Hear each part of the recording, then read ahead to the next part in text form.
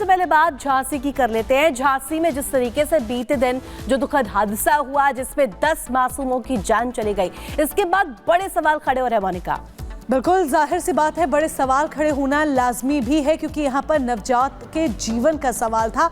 लेकिन सवाल सबसे बड़ा ये कि आखिर इस हादसे के पीछे जिम्मेवार कौन था, क्योंकि प्रशासन कहीं ना कहीं अपनी जिम्मेदारी से शॉर्ट सर्किट इस पूरे हादसे के पीछे का कारण बताकर पल्ला झाड़ता हुआ नजर आ रहा है।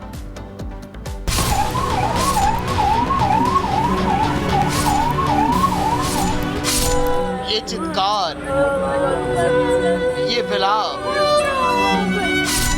कलेजा चीर देने वाला आंसुओं का सैलाब, भागता नर्सिंग स्टाफ और चीखती माएं, सन्न कर देने वाला झांसी मेडिकल कॉलेज का ये सीन।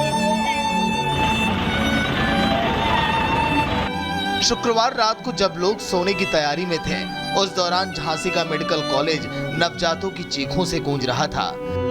ये नन्हे से जान बोलकर भी अपना दर्द बयान नहीं कर सकते थे और ना ही मदद के लिए बुला सकते थे। तड़प तड़प कर 10 बच्चों ने अपनी जान दे दी।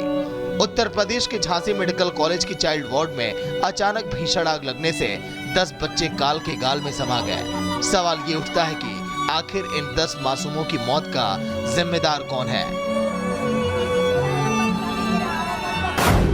किसकी लापरवाही ने छीनी मासूमों की जिंदगी?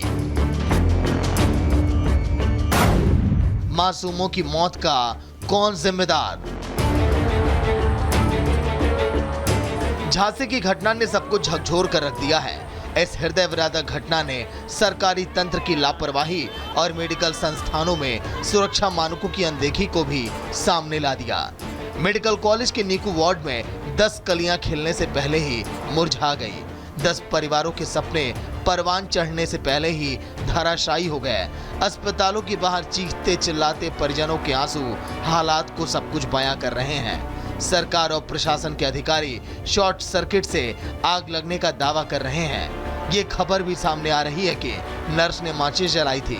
वहीं सपा अध्यक्ष ऑक्सीजन सप्लाई लाइन के कंसंट्रेटर की खराबी का मुद्दा उठा रहे हैं। ऐसे में सब कुछ एक जांच के बाद ही पता चलेगा। ये पूरे सिस्टम की विफलता को दिखाता है, इसलिए सरकार के एक्शन पर हर किसी की नजर अब टिकी हुई है। एक्शन मोड में सीएम योगी। सीएम योगी ने झांसी मेडिकल कॉलेज की घटना पर गंभीर रुख इख्तियार किया है। रात को ही उन्होंने डिप्टी सीएम स्वास्थ्य मंत्री ब्रजेश पाठक को मौके पर भेजा। स्वास्थ्य विभाग के प्रधान सचिव भी झांसी भेजे गए। सीएम ने झांसी के कमिश्नर को 12 घंटे में घटना से संबंधित प्राथमिक रिपोर्ट पेश करने का आदेश अब दिया है। माना जा रहा है कि इस रिपोर्ट के आधार पर सरकार मामले में दोषियों के खिलाफ कार्रवाई कर सकती है। वहीं इसको लेकर प्रदेश में सियासत भी चरम पर है। बहुत ही दर्दनाक घटना घटी है और कहीं ना कहीं इसके लिए जो भी जिम्मेदार है, हमारी सरकार से यही मांग है कि उनको चिन्हित करके उनको सजा दिलाई जाए। छोटे छोटे बच्चे आग में झुलस गए और जब उप मुख्यमंत्री वहां आने वाले तो वहां पर सड़कों पर चूना डाला जा रहा है। मतलब मजमा चमकता रहे, सड़कें चमकती रहे, माता पिता रो बिलख रहे, उनकी कोई फिक्र लेने वाला नहीं है। सरकार सख्त कार्रवाई की बात तो कह रही है, लेकिन इस मामले में अब तक किसी की जिम्मेदारी तय नहीं हुई, किसी पर केस दर्ज नहीं हुआ। ऐसे में सवाल यही है कि क्या हर बार की तरह इस बार भी जांच के बाद कार्रवाई होने की बात कहकर जिम्मेदारियों से पल्ला झाड़ लिया जाएगा? Bureau report, Republic Bharat.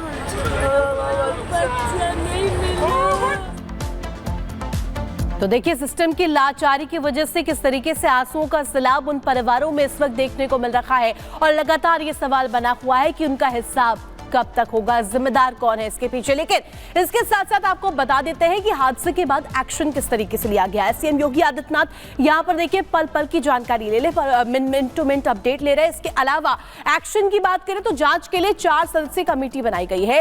7 दिन में घटना की रिपोर्ट तैयार करके रिपोर्ट भेजी जाएगी। लखनऊ के 80 अस्पतालों को नोटिस जारी किया गया है। तो देखिए, हादसा जो है झांसी में हुआ है, लेकिन इसका असर लखनऊ में भी देखने को मिल रहा है, जहां अगर बात करें 906 अस्पतालों अस्पतालों की प्रशासन ने जांच की है, जिनमें से 301 के पास ही सिर्फ फायर एनओसी मिली है, यानी कि नो ऑब्जेक्शन सर्टिफिकेट सिर्फ 301 के पास मिला है। और जो 605 अस्पताल है उनके पास कोई एनओसी ही नहीं है, जिसके बावजूद भी संचालित किया जा रहा है अस्पताल। और ये लाचारी, यही जो उदासीनता है, ये प्रशासन के ऊपर बड़े सवाल खड़े करती है। तो एक तरफ झांसी में ये बड़ा हादसा होता है, तो दूसरी तरफ बात अब मणिपुर की करेंगे, जहां पर हालात है कि संभलने का नाम नहीं ले रहे। ऐसा हम क्यों कह रहे हैं? क्योंकि बीते 1 साल से मणिपुर में हिंसा जारी है, तोड़फोड़, आगजनी, ये सब मणिपुर में मानो जैसे आम हो चुका है। सड़कों पर निकलते वक्त लोगों को डर लगता है। ऐसे में बड़ा सवाल यहां पर ये खड़ा हो जाता है कि आखिर पूर्वोत्तर के हालात कब संभलेंगे।